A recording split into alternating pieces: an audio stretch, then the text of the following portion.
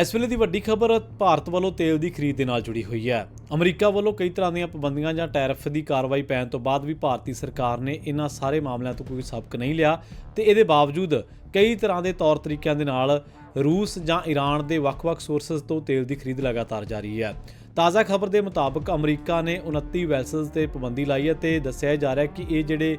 ਸਾਰੇ 29 ਵੈਸਲ ਸਨ ਇਹ ਤੇਲ ਲੈ ਕੇ ਜਾ ਰਹੇ ਸਨ ਤੇ ਇਹ ਜਿਹੜੀ ਤੇਲ ਦੀ ਖਰੀਦ ਹੋ ਰਹੀ ਸੀ ਇਹ ਬੜੇ ਚਲਾਕੀ ਭਰੇ ਢੰਗ ਦੇ ਨਾਲ ਤੇ ਬੜੀ ਇੱਕ ਕਹਿ ਲਈ ਕਿ ਇਸ ਤਰੀਕੇ ਨਾਲ ਕੀਤੀ ਜਾ ਰਹੀ ਸੀ ਜਿਹਦੇ ਵਿੱਚ ਸ਼ੋਅ ਹੀ ਨਹੀਂ ਹੁੰਦਾ ਸੀਗਾ ਵੀ ਇਹਦੇ ਵਿੱਚ ਈਰਾਨ ਨੂੰ ਫਾਇਦਾ ਹੋ ਰਿਹਾ ਜਾਂ ਇਹ ਇੰਡੀਆ ਨੂੰ ਜਾ ਰਿਹਾ। ਅਸਲ ਦੇ ਵਿੱਚ ਜਿਹੜੀ US ਦੇ ਸਪੋਕਸਪਰਸਨ ਨੇ ਜਿਹੜੇ ਟ੍ਰੈਜ਼ਰੀ ਦੇ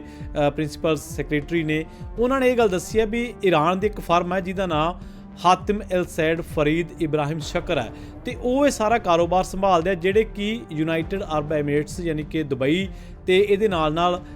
ਇੰਡੀਆ ਤੇ ਹੋਰ ਜਿਹੜੀਆਂ ਪੈਨਮਾ ਸਮੇਤ ਕਈ ਆਈਲੈਂਡ ਅਜਿਹੇ ਨੇ ਜਿਨ੍ਹਾਂ ਨੂੰ ਤੇਲ ਜਾਂ ਗੈਸ ਦੀ ਸਪਲਾਈ ਕਰਦੇ ਨੇ। ਦੂਜੇ ਪਾਸੇ ਇੰਡੀਆ ਬੇਸਡ ਇੱਕ ਗੋਲਡਨ ਗੇਟ ਸ਼ਿਪ ਮੈਨੇਜਮੈਂਟ ਹੈ ਜਿਹੜੀ ਕਿ ਇਹਨਾਂ ਸਾਰੇ ਕਾਸੇ ਨੂੰ ਸੰਭਾਲਦੀ ਹੈ ਮਤਲਬ ਇਹਨੂੰ ਸਾਰੇ ਕਾਰੋਬਾਰ ਨੂੰ ਦੇਖਦੀ ਹੈ। ਇਹ ਲੁਕਵੇਂ ਢੰਗ ਦੇ ਨਾਲ ਇਹ ਕਾਰਵਾਈ ਨੂੰ ਜਿਹੜਾ ਅੰਜਾਮ ਦਿੱਤਾ ਜਾ ਰਿਹਾ ਸੀ ਜਿਹਦਾ ਹੁਣ ਪਰਦਾਫਾਸ਼ ਕਰਦਿਆਂ ਅਮਰੀਕਾ ਨੇ ਕਾਰਵਾਈ ਪਾਈ ਹੈ ਤੇ ਅਮਰੀਕਾ ਨੇ ਕਿਹਾ ਵੀ ਜੇ ਇੰਡੀਆ ਨੇ ਇਹ ਕਾਰਵਾਈਆਂ ਜਾਰੀ ਰੱਖੀਆਂ ਜਾਂ ਇਹ ਚਲਾਕੀਆਂ ਜਿਹੜੀਆਂ ਉਹ ਨਾ ਛੱਡੀਆਂ ਤਾਂ ਉਹਨਾਂ ਨੂੰ ਆਉਣ ਵਾਲੇ ਟਾਈਮ ਦੇ ਵਿੱਚ ਵੀ ਇਹਦੀ ਭਰਪਾਈ ਹੈ ਕਰਨੀ ਪਊਗੀ। ਸੋ ਇੱਕ ਨੈਟਵਰਕ ਸੀਗਾ ਜਿਹੜਾ ਚੋਰੀ ਛਿਪੇ ਅਮਰੀਕਾ ਤੋਂ ਚੋਰੀ ਛਿਪੇ ਰੂਸ ਈਰਾਨ ਦੇ ਸੋਰਸਸ ਤੋਂ ਤੇਲ ਖਰੀਦ ਰਿਹਾ ਸੀ।